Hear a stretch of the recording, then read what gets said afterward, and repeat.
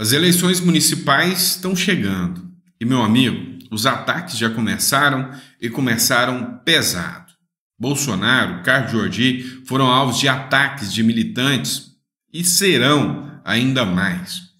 Vocês vão entender que o sistema ele é tão, tão articulado que ele vai tentar manipular a opinião pública, dizendo que pessoas que defendem a família, que defendem a segurança pública, que defendem a religião, são más, são monstros, são corruptas.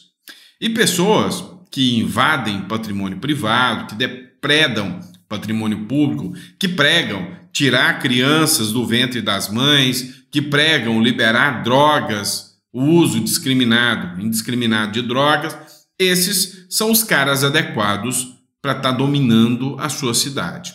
A esquerda é nefasta e a imprensa está do lado da esquerda. É sobre isso que a gente vai falar aqui com vocês. Então, não esquece de se inscrever, curtir, compartilhar. Isso é muito importante para a gente. Bora começar? Vamos lá. Olha essa matéria do Metrópolis. Ao ler essa matéria, você vai pensar o quanto o Carlos Jordi é um canalha, é um monstro. O candidato em Niterói, bolsonarista, mais que dobra o seu patrimônio em 2 anos. Quantos milhões esse canalha deve ter guardado no bolso? Deve ser um sacana, corrupto. Não é isso que esse título tenta levar você a inferir? Nossa, dobrou o patrimônio, roubou dinheiro público. É um canalha, não é isso? Só que existe aí uma diferença entre o cidadão que vai entrar na leitura da matéria e ver que o título é um título bem tendencioso, não é nem mentiroso, é tendencioso se comparado ao conteúdo da matéria. Vem comigo, vamos analisar a matéria. Olha só, Metrópolis Política.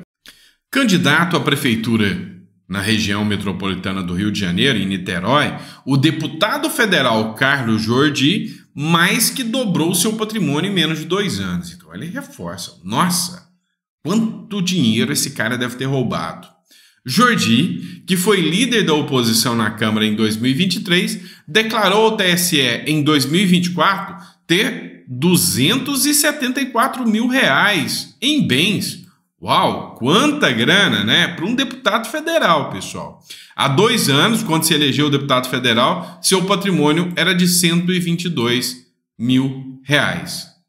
Em 2022, o maior bem declarado por Jordi foi um fundo de investimento de 64 mil. Espera aí. Estão tentando te induzir ao entendimento de que o Carlos Jordi mais que dobrou o patrimônio e que isso é uma corrupção gigantesca. Gente, vem cá entre nós. O cara é deputado há 6 anos, né? 6 anos. O salário de um deputado, 33 mil por mês. Em 6 anos, o cara declarar que tem de dinheiro investido, é o único patrimônio que ele tem. 270 mil? Cara, não dá para pensar que esse cara roubou, não. Sinceramente, você vir com o argumento de que esse cara roubou, é para acabar. Porque o cara em 6 anos, perto dos milhões e milhões que você vê os outros falarem, e observando que o salário é 33 mil, o cara juntou 270. Cara, eu votaria nele se eu votasse em Niterói. Cá entre nós. A não ser que eles escondeu o patrimônio, porque eu acho difícil, né? Porque a vida desses caras é virada de cabeça para baixo, né? Até toque retal eles já fizeram no Carlos Jordi para saber se não tinha um golpe escondido lá dentro. É difícil.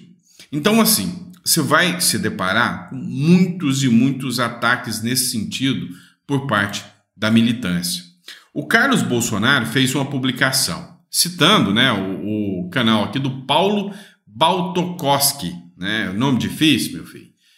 E, o Carlos Bolsonaro escreveu o seguinte: a arrogância do jornalismo brasileiro não tem limites. A vida humana, seja aquela cometida por um vírus ou aquela dentro do útero materno, não tem qualquer valor diante da agenda do Pix. Há mais dignidade na sarjeta suja e infecta que nas redações dos jornais do Brasil, salvo algumas exceções.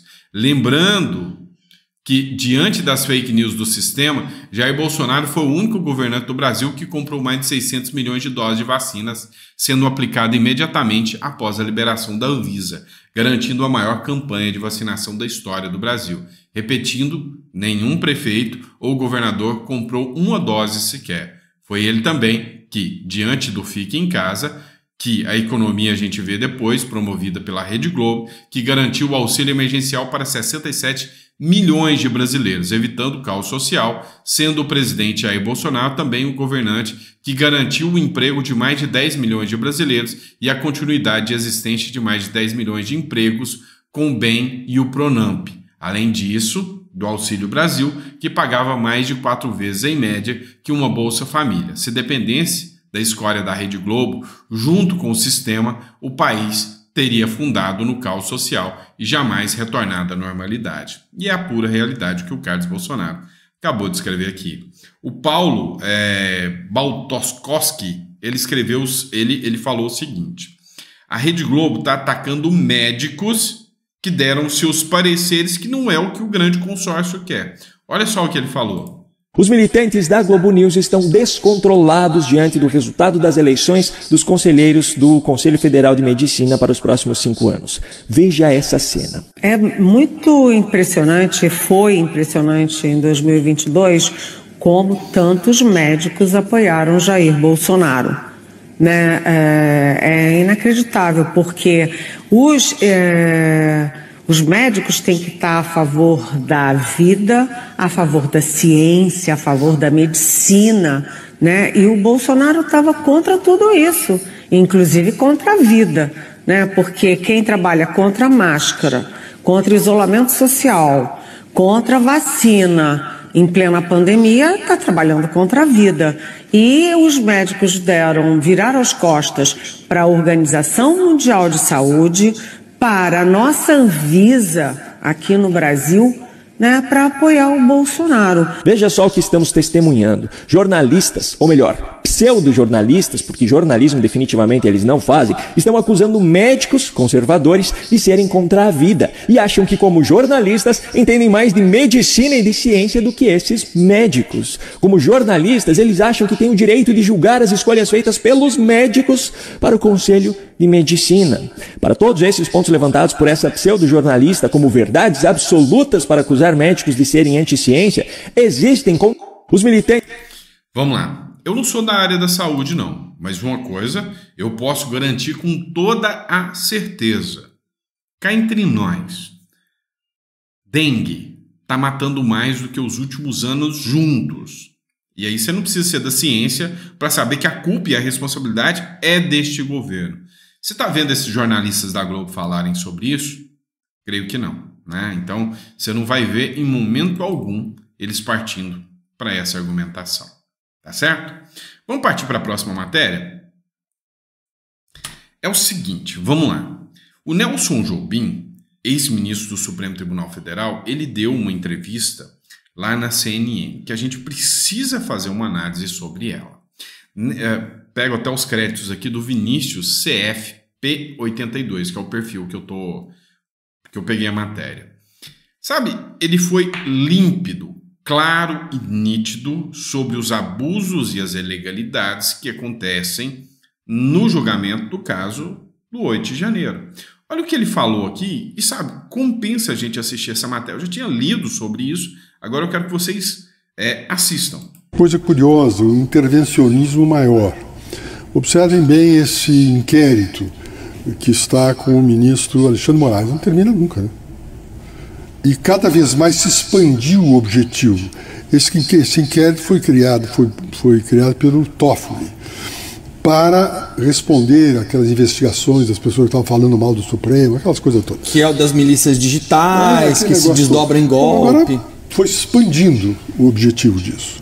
Tanto é que tem aí essa história do 8 de setembro, né? 8 de janeiro.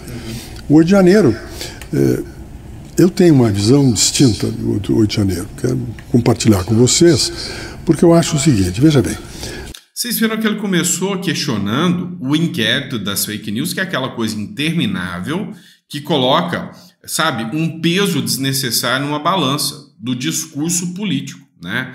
Tudo que a direita fala é fake news, tudo que a esquerda fala é protegido pelo sistema. E essa é a nova regra do jogo. Mas continua acompanhando. Aquelas pessoas todas ficaram um tempo enorme na frente dos quartéis, acampados lá, etc.